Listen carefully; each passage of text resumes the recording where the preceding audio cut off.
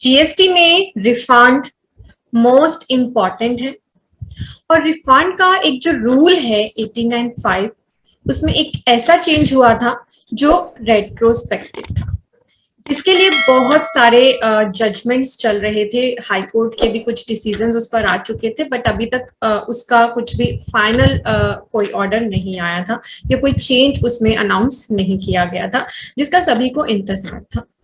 Finally supreme court की judgement आ गई है रूल 89(5) पे। तो अगर आपके ऐसे क्लाइंट्स हैं जो रिफंड क्लेम करते हैं, क्यों?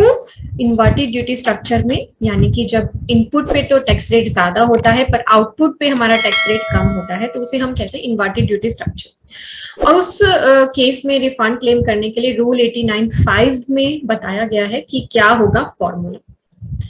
पहले जब जीएसटी आया था तो रूल 89(5) में बताया गया था, जो हमें रूल 89(5) का फॉर्मूला दिया गया था वो यहाँ मैंने स्क्रीन पे आपके सामने ओपन कर रखा है।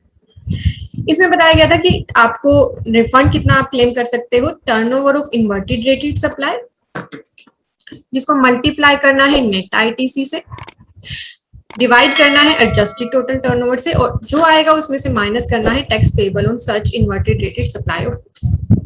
अब जो यहाँ पे ये नेट आईटीसी है ना, ये बहुत इंपॉर्टेंट है, बिकॉज पहले इस आईटीसी में इंक्लूड किया गया था इनपुट प्लस इनपुट सर्विसेज। जब जीएसटी आया था तब ये था रूल 89(5) हमारा ये कहता था। नेट आईटीसी की जो हमारी डेफिनेशन है जहां पे इसे डिफाइन किया गया है उसमें ये वर्ड लिखा हुआ था।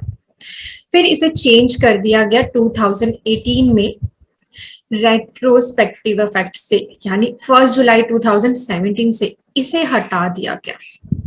This was deleted. इसके लिए अब बहुत से पर्सन जिनका इन्वर्टेड ड्यूटी स्ट्रक्चर में रिफंड बनता है, बहुत ह्यूज अमाउंट कई बार इंक्लूड होते हैं, इनपुट सर्विस में भी बहुत ज्यादा अमाउंट इंक्लूड होता है। तो उसके अगेंस्ट जो जजमेंट्स आई थी उसमें से एक जजमेंट एसएससी के फेवर में थी, एक जजमेंट डिपार्टमेंट के फेवर में थी। फाइनली जो था दिस केस फिर वो गया अब सुप्रीम कोर्ट में, एंड फाइनली सुप्रीम कोर्ट में उसका जजमेंट आ गया है। ठीक है, ये आप देख सकते हैं, मैंने ये ओपन कर रखा है जजमेंट। 13 सितंबर को इशू हुआ है ये, और ये 140 पेजेस का जजमेंट है। ठीक है, इसमें भी मैं आपको दिखाती हूँ, रूल 89(5) इसमें एक्सप्लेन किया हुआ है पेज नंबर 113 पे। ये जजमेंट चाहिए आपको तो आपको हमारे टेलीग्राम चैनल पे मिल जाएगी। मैं वीडियो के डिस्क्रिप्शन में आपको टेलीग्राम चैनल का लिंक दे दूंगी, वहां पे जाके आप हमें ज्वाइन कर ले, वहां पे ये शेयर हो जाएगा। तो यहाँ क्या लिखा रूल 89(5) के बारे में बहुत अच्छे से लिखा गया है, ताकि आपको क्लियर भी हो जाएगा। यहाँ से आप देखोगे तो rule 89(5) of the CGST rule provide for the computation of refund of ITC on account of inverted duty structure, and this rule was originally enacted provided for a refund of ITC paid both on input goods and input services। यानी जब ये rule 89(5) originally आया था तब इसमें criteria था कि आप आईटीसी ले सकते हो दोनों का, चाहे वो इनपुट गुड्स का है या इनपुट सर्विसेज का। फिर रूल 89(5) को अमेंड किया गया 18 अप्रैल 18 को। जब वो अमेंडमेंट 18 अप्रैल को आई थी तब तो ये प्रोस्पेक्टिव इफेक्ट से की गई थी। फिर एक और चेंज इसमें किया गया 13 जून 2018 को, जिसमें इसे रेट्रोस्पेक्टिव इफेक्ट से अप्लाई कर दिया गया विद इफेक्ट फ्रॉम 1 जून 2017। ठीक है, the effect of this amendment is that refund of unutilised ITC can only be availed on input goods. अब कंफ्लिक्ट तो होना ही था, बिकॉज एक तो जीएसटी के साथ ही आपने ये प्रोविजन डाला था, तब तो आपने गुड्स भी लिख दिया, सर्विसेज भी लिख दिया, बहुत से पर्सन्स ने क्लेम भी कर लिया अपने refund according to this criteria, और जो अमेंडमेंट की वो रेट्रोस्पेक्टिव इफेक्ट से कर दी।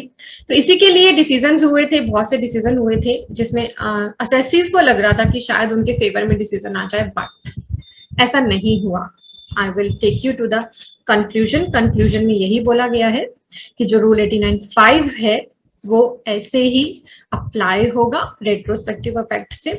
इसके लिए एक जजमेंट को डिसमिस किया गया है। The judgment of Madras High Court needs to be affirmed by dismissing the appeal challenging the verdict, while the appeal against the judgment of Gujarat High Court by the Union of India should be allowed। यानी कि ये rule 89(5) अब retrospective effect से इसी amendment के साथ, यानी जो आपको यहाँ नेट आईटीसी क्लेम करना है ना, वो सिर्फ इनपुट्स का करना है, इसी के साथ अप्लाई कर दिया गया है। तो अब अभी तक जो भी पर्सन जीएसटी में, अगर कोई पर्सन 89.5 रूल के बारे में किसी को भी बताता था, समझाता था, तो सभी यही बोलते थे कि अभी जो ये नेट आईटीसी की कैलकुलेशन है ना, अभी इस पे पूरी तरह से क्लैरिटी नहीं है। इनपुट प्लस इनपुट सर्विसेज के लिए ये ओरिजिनली आया था। अब इसे रेट्रोस्पेक्टिव इफेक्ट से इनपुट सर्विस को हटा दिया गया है, बट अभी ये लिटिगेशन का मैटर है, तो हो सकता है एसएससीज के फेवर में डिसीजन आ जाए। तो अभी फाइनल हो गया है कि एसएससीज के फेवर में डिसीजन नहीं आया है।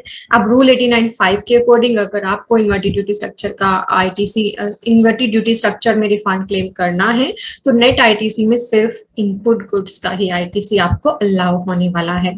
इंपॉर्टेंट है ये वीडियो, लाइक कर दीजिएगा, जिसके लिए इंपॉर्टेंट लगे उनके साथ शेयर कर लीजिएगा। चलिए अब मैं आपको लेकर चल रही हूँ हमारी वेबसाइट पे। मैं आपको ले आई हूँ studybuddy.com पे।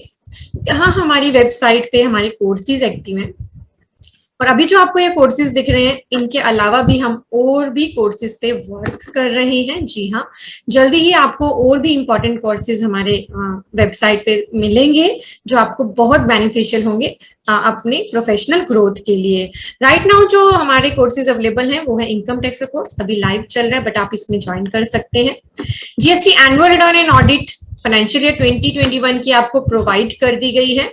बहुत इंपॉर्टेंट है, आपका कोई भी इफेंट बट नहीं रहेगा इस सेशन को लेने के बाद।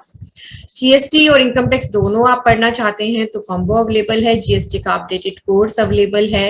एक्सेल का हमारा ये मोस्ट डिमांडेड कोर्स है, ट्रायल से ऑटोमेटिक बैलेंस शीट बनाना सीखें। अगर आप बहुत सारी बैलेंस शीट्स बनाते हो, अपना भी बहुत सारा टाइम कंज्यूम करते हो और अपने स्टाफ का भी टाइम इसमें डिवोट कराते हो, तो ये एक्सेल का कोर्स एक बार जरूर ट्राई कर लेना। इससे आपका बहुत सारा टाइम सेव होने वाला है। Thank you for watching.